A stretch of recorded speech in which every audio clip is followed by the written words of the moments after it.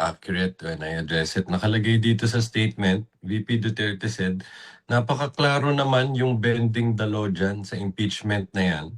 Simula pa sa House of Representatives hanggang sa pagkakaroon ng dalawang tao na nakaupo doon sa ano bang tawag dyan? Stage, rostrum, or elevated platform. Okay.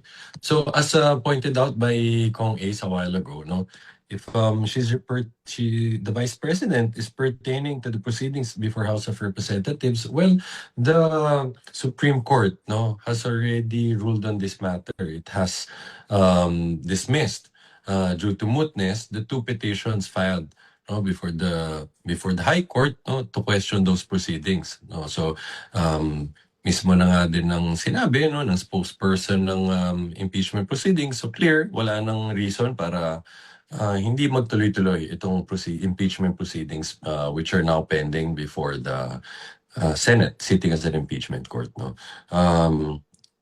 About sa next part naman na sinabi niya, dalawang tao na nagkaupo doon sa ano bang tawag dyan. I think she's referring to the Senate President and the presiding officer, no. But with respect to that, that's an internal matter that's already been decided upon by the Senate, no? And it's clear that the Senate President has already spoken on this and explained, no, why they had the authority to do that, to designate another presiding officer.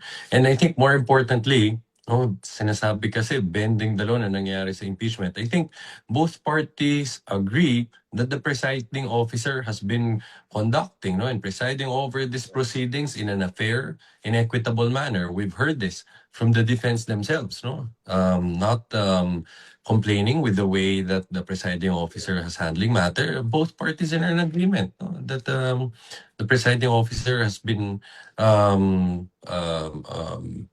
leading this impeachment proceedings with a steady hand, no. Talagang wala namang pinapaboran sa mga magkabilang panig. So I don't know saan ang panggagalingan na sabihin na may bending the law na nangyayari dito sa impeachment proceedings.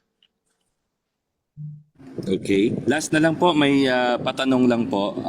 In an Okta survey dated July 4 to 11, lumalabas po na si VP Sara pa din ang preferred ng mga Filipinos with 43%. Although lumiliit daw po yung lamang kung head-to-head po